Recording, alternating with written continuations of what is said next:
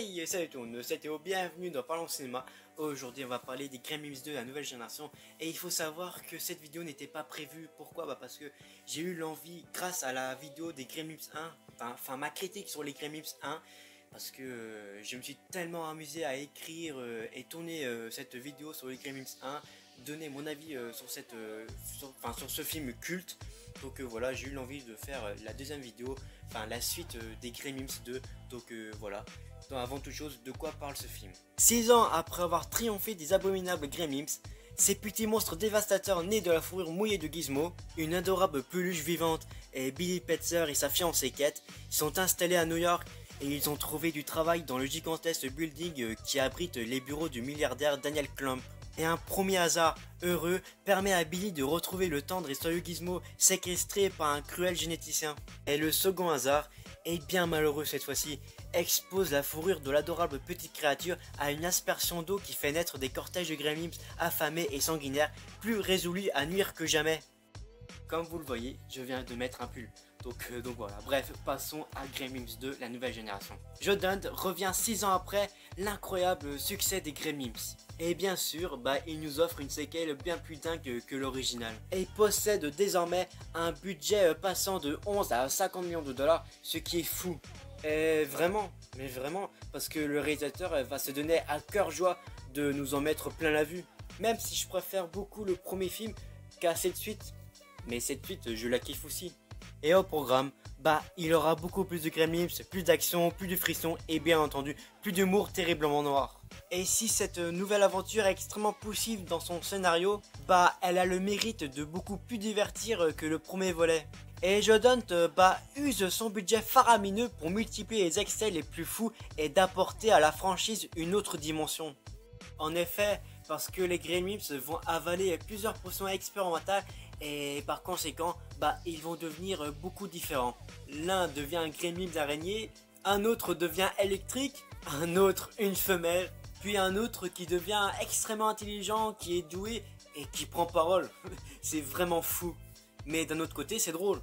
Nous voulons la civilisation, nous voulons la Convention de Genève, la musique de chambre, Susan Sontag, tout ce que votre société a accompli en travaillant si dur pendant des siècles. Voilà à quoi nous aspirons nous aussi. Nous voulons être civilisés. Par exemple, regardez cet individu qui est là. Mon geste était-il civilisé? Il est clair que non. Amusant, mais en aucune façon civilisé. Et bien sûr, tout ceci est vraiment exagéré et parfois ridicule, mais il va finalement convenir super bien avec la folie du long métrage. Sans oublier que les scènes d'action se multiplient à la vitesse 5 au même titre que les effets spéciaux toujours aussi impressionnants. Et le réalisateur Joe Dante conserve bien les marionnettes originelles tout en les retravaillant en rendant les créatures beaucoup plus réalistes et plus effrayantes ou plus attendissantes. Car Gizmo est encore plus mignon. Aussi les Gremlins.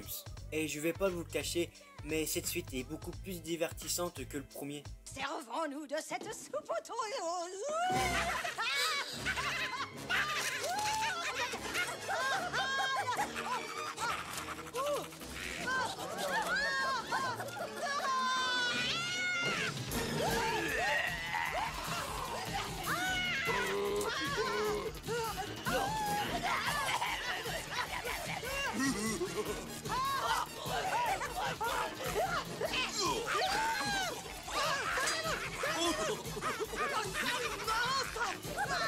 laissez-moi me aller sauver vous.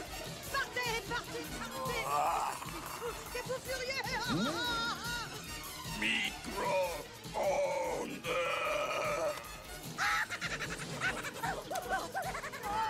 Oh Seigneur, mais vous avez vu ce que ces monstres sont en train de faire? Ils mettent les ustensiles de cuisine dans le micro-ondes, mais c'est dangereux.